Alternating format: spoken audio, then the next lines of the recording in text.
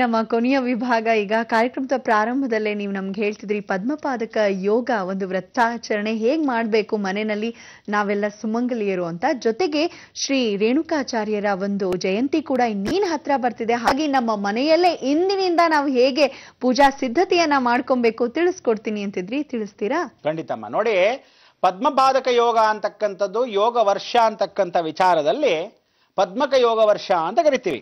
ಈ ಪದ್ಮಕ ವರ್ಷದಲ್ಲಿ ಪ್ರತಿಯೊಬ್ಬ ಮನುಷ್ಯ ಮಹಿಳೆಯರಿಗೆ ಬೇಕಾಗಿರೋ ದೀರ್ಘ ಸೌಮಂಗಲಿ ವ್ರತವನ್ನ 19, 20, 21, 22, 23ನೇ ತಾರೀಕು ಇವತ್ತು ಮಂಗಳವನ್ನು ಹಾಡ್ತಕ್ಕಂಥದ್ದು. ಆದರೆ ಇವತ್ತಿನಿಂದ ರೇಣುಕಾಚಾರ್ಯರಿಗೆ ಸಂಬಂಧಪಟ್ಟಿರತಕ್ಕಂಥದ್ದು ಶಂಕರಾಚಾರ್ಯರಿಗೆ ಮಿತ್ರತ್ವ ಹೊಂದಿಕೊಂಡಿರತಕ್ಕಂಥ ವಿಚಾರಕ್ಕೆ ಅಂದಿನ ದಿವಸ 5, 6 ಅಂದ್ರೆ ಮಾರ್ಚ್ ತಿಂಗಳು ಇಂಗ್ಲಿಷ್ ಮಾಸದ 5ನೇ ತಾರೀಕು 6ನೇ ತಾರೀಕು 7ನೇ ತಾರೀಕು ಶಾಂತಿ ಮಂಗಳ ಯೋಗ. ಅದಕ್ಕೆ ಎಲ್ಲ ಇಡೀ ಜಗತ್ತಲ್ಲಿ ಶಿವನ ಪೂಜೆ ಶಿವನ ಕೈಂಕರ್ಯವನ್ನ ಮಾಡ್ತಕ್ಕಂಥವ್ರು ಪ್ರತಿಪೂರ್ವಕವಾಗಿ ಎದೆ ತುಂಬಿ ವಿಶೇಷವಾಗಿ ಮನಸ್ಫೂರ್ತಿಯಾಗಿ ಹೇಳ್ತಕ್ಕಂಥದ್ದು ಪ್ರತಿಯೊಂದು ನಾಮಾಂಕಿತ ಓಂ ನಮಃ ಶಿವಾಯ, ಓಂ ನಮಃ ಶಿವಾಯ, ಓಂ ನಮಃ ಶಿವಾಯ ಅಲ್ವಾ. ಅದಕ್ಕೆ ಪ್ರತಿದಿನ ಓಂ ನಮಃ ಶಿವ ಅನ್ನೋದನ್ನ ವಿಶೇಷವಾಗಿ ಪ್ರತಿಯೊಬ್ಬರು ವಿಶೇಷವಾಗಿರ್ತಕ್ಕಂಥ ಜೀವನದಲ್ಲಿ 108 ಸಲ ಜಪವನ್ನ ಮಾಡ್ಕೋಬೇಕು ವೀರಶೈವರಲ್ಲಿ. ಅಂದ್ರೆ ಯಾತಕ್ಕೆ ಅಂದ್ರೆ ಎಲ್ಲ ಕರಡಿಗೆ ಹೇಳೋದನ್ನ ಹಾಕೊಂಡ್ರ ಶಿವನ ಇಷ್ಟಲಿಂಗ ಪೂಜೆಯನ್ನ ಮಾಡ್ತೀರಾ. ಎಷ್ಟೋ ಜನ ಹೊರಗಡೆ ಬಿಸಾಕ್ಬಿಟ್ಟಿರ್ತೀರ. ಎಷ್ಟೋ ಜನ ಹಾಕಿರೋದನ್ನ ಮತ್ತೆ ಯಾರಿಗೋಸ್ಕರನೋ ಗುರುಗಳು ಬಂದಾಗ ಅವ್ರ ಮುಂದೆ ನಮಸ್ಕಾರಕ್ಕೋಸ್ಕರ ಹಾಕೊಂಡ್ಬರ್ತೀರಾ. ಇದನ್ನೆಲ್ಲ ನಾಟಕ ಬೇಡ ಅಂತ ನಾನು ಎಷ್ಟೋ ಕಾರ್ಯಕ್ರಮದಲ್ಲಿ ನೇರವಾಗ್ಲೇ ಹೇಳಿದ್ದೀನಿ, ಮಾಧ್ಯಮದ ಮುಖಾಂತರ ಹೇಳ್ತಾ ಇದ್ದೀನಿ. ಎಷ್ಟೋ ಜನ ವೀರಶೈವರಾಗಿರ್ತಕ್ಕಂಥ ಪ್ರತಿಯೊಬ್ಬರು ನಾವು ನೀವು ಎಲ್ಲರೂ ಶಿವನ ಆರಾಧಕರಾಗಿರ್ತಕ್ಕಂಥವ್ರು. ಸಾಕ್ಷಾತ್ ಮಹಾವಿಷ್ಣುನೇ ಈಶ್ವರನಿಗೆ ಕಮಲನಯನ ಕಮಲಾಕ್ಷ ಕಮಲವಲ್ಲಭ ಅಂತ ಹೇಳಿ ತನ್ನ ನೇತ್ರವನ್ನು ಕೊಟ್ಬಿಡ್ತಾನೆ. ಆಗ ಕಮಲ ಹೂವಿನಲ್ಲಿ ಕಮ್ಮಿಗಳಾದಾಗ ತನ್ನ 2 ಕಣ್ಣುಗಳು ಕಮಲನಯನ ಅಲ್ವಾ, ಅದಕ್ಕೆ ಕಮಲದ ಹೂನೇ ಅರ್ಪಿಸಿದ್ದೆ ಪರಮೇಶ್ವರನಿಗೆ. ಇಂತಹ ಒಂದು ಪರಮೇಶ್ವರನ ಕೃಪಾ ಕಟಾಕ್ಷದಲ್ಲಿ ಆ ನೇತ್ರ ಮಿಲನವೇ ಅಂದಿನ ದಿವಸ ಅಂದ್ರೇನೋ 5ನೇ ತಾರೀಕು 6ನೇ ತಾರೀಕು 7ನೇ ತಾರೀಕು ಮಾರ್ಚ್. ಯಾತಕ್ಕೆ ಅಂದ್ರೆ ಆ ಸಮಯಕ್ಕೆ ಕರೆಕ್ಟ್ ಆಗಿ ಎಷ್ಟು ವರ್ಷಗಳ ಕಾಲ ಅಂದ್ರೆ 1008ನೇ ಜಗದ್ಗುರುಗಳಾಗಿರ್ತಕ್ಕಂಥ ರಂಭಾಪುರಿ ಶಾಖಾ ಮಠ ಅಂದ್ರೆ ಬಾಳೆಹೊನ್ನೂರಲ್ಲಿ ರಂಭಾಪುರಿ ಜಗದ್ಗುರುಗಳ ವಿಶೇಷವಾಗಿರ್ತಕ್ಕಂಥ ಅಂಕುರಾರ್ಪಣೆ 12,000 ಮಠಗಳಿಗೆ ಇಷ್ಟೊಂದು ವರ್ಷಗಳಾಯ್ತು. ಅಂದ್ರೆ 1008ನೇ ಋಷಿಗಳಾದ್ರು.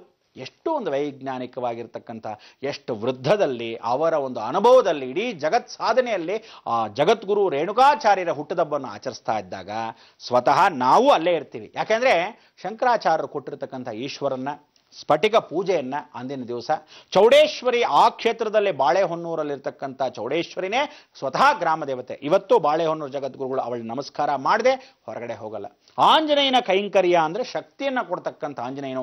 ಶಿವನ ಪೂಜೆ ಅಂದ್ರೆ ಎಷ್ಟೊತ್ತು 3 ಅವರ್ಸ್ ಕೂತ್ಕೊಂಡು ಆ ಇಷ್ಟಲಿಂಗ ಪೂಜೆ ಶಿವಪೂಜೆ ಆರಾಧ್ಯ ದೈವರಾಗಿರ್ತಕ್ಕಂಥ ಕ್ಷೇತ್ರ ಪೂಜೆ 3 ಮಾಡಿ ತದನಂತರ ಹೊರಡಬೇಕು. ಪ್ರತಿ ಪೌರ್ಣಮಿ ಎಂದು ಬಹಳ ವಿಶೇಷವಾಗಿರ್ತಕ್ಕಂಥ ವಿಚಾರ. ಅದಕ್ಕೆ ಪಾಲ್ಗುಣ ಮಾಸ ಬರೋ ಸಮಯದೊಳಗೆ ನಾವೆಲ್ಲ ವಿಶೇಷವಾಗಿ ಏನೇನು ಪೂಜೆಗಳು ಮಾಡ್ಕೋಬೇಕು, ಓಂ ನಮಃ ಶಿವಾಯ ಅಂತ ಪ್ರತಿಯೊಬ್ಬರು ಪ್ರತಿದಿನ ಓಂ ನಮಃ ಶಿವಾಯನ್ ಹೇಳ್ಕೋಬೇಕು. ಬೆಳಗ್ಗೆ ಸಾಯಂಕಾಲದಲ್ಲಿ ಓಂ ನಮೋ ನಾರಾಯಣಾಯ, ಅದಕ್ಕೆ ವ್ಯಾಸಾಯ ವಿಷ್ಣು ರೂಪಾಯ, ಶಿವಶ್ಚ ಹೃದಯಂ ವಿಷ್ಣು ವಿಷ್ಣುಶ್ಚ ಹೃದಯಂ ಶಿವ, ಶಂಕರಾಯ ಶಂಕರಶ್ಚ ಹೃದಯಂ ಸಾಕ್ಷಾತ್ ಶಂಕರ ನಾರಾಯಣ ಅಂತ ಕರಿತೀವಿ. ಅದಕ್ಕೆ ಶಂಕರನೂ ನಾರಾಯಣನು 2 ಆತ್ಮ ಸ್ವರೂಪವಾಗಿ ವಿಶೇಷವಾಗಿರ್ತಕ್ಕಂಥ ಪೂಜಾ ಕೈಂಕರ್ಯವನ್ನ ಪದ್ಮಪಾದಕ ಯೋಗ ಅಂದ್ರೆ ಹೆಣ್ಣುಮಕ್ಕಳು ಯಾರ್ಯಾರು ಹೆಣ್ಣು ಮಕ್ಕಳಿಗೆ ಶಿವನ ಪೂಜೆ ಎಲ್ಲಿದೆ ಅವರೇ ಸ್ವತಃ ಕರಡಿಗೆಯನ್ನು ಹಾಕೊಂಡಿರ್ತಕ್ಕಂಥ ಒಂದು ವೀರಶೈವ ಮಠದಲ್ಲಿ ಮಾತ್ರ ಸಾಧ್ಯತೆ.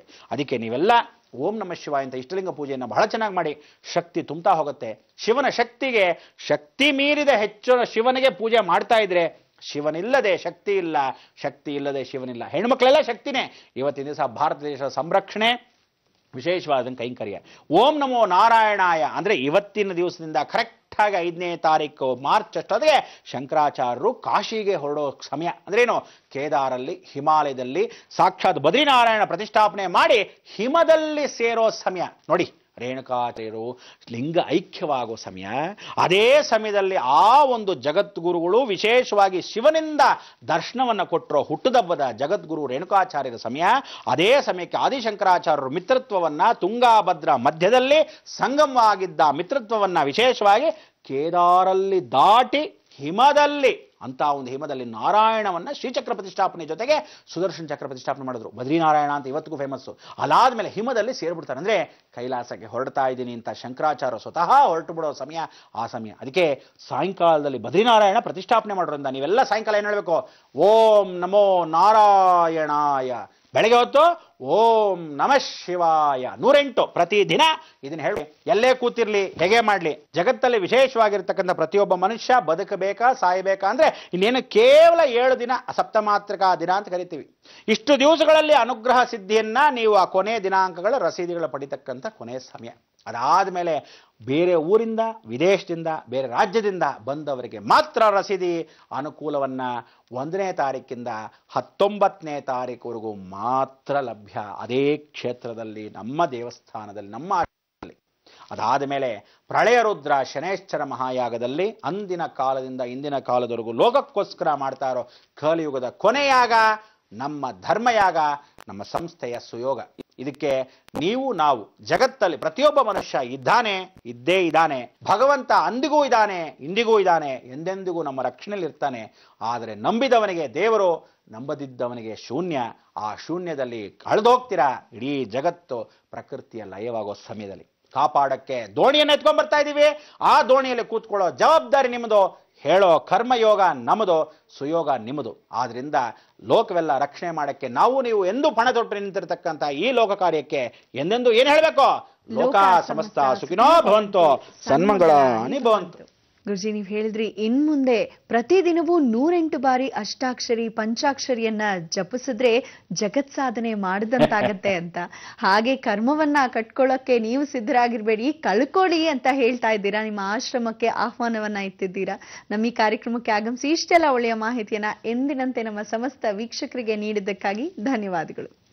ವೀಕ್ಷಕರೇ, ಸರಿ ಹೊರಡ್ತಾ ಇದ್ವಿ. ಮತ್ತೆ ನಿಮ್ಮ ಭೇಟಿ ಎಂದಿನಂತೆ ನಾಳೆ 9 ಗಂಟೆಗೆ ಬೃಹತ್ ಬ್ರಹ್ಮಾಂಡ ಕಾರ್ಯಕ್ರಮದಲ್ಲಿ ಅಂತ ಹೇಳ್ತಾ ಹೋಗ್ಬರೋದಾ? ನಮಸ್ಕಾರ. ನಮೋ ನಮಃ, ನಮೋ ನಾರಾಯಣ, ನಮಃ ಶಿವಾಯ.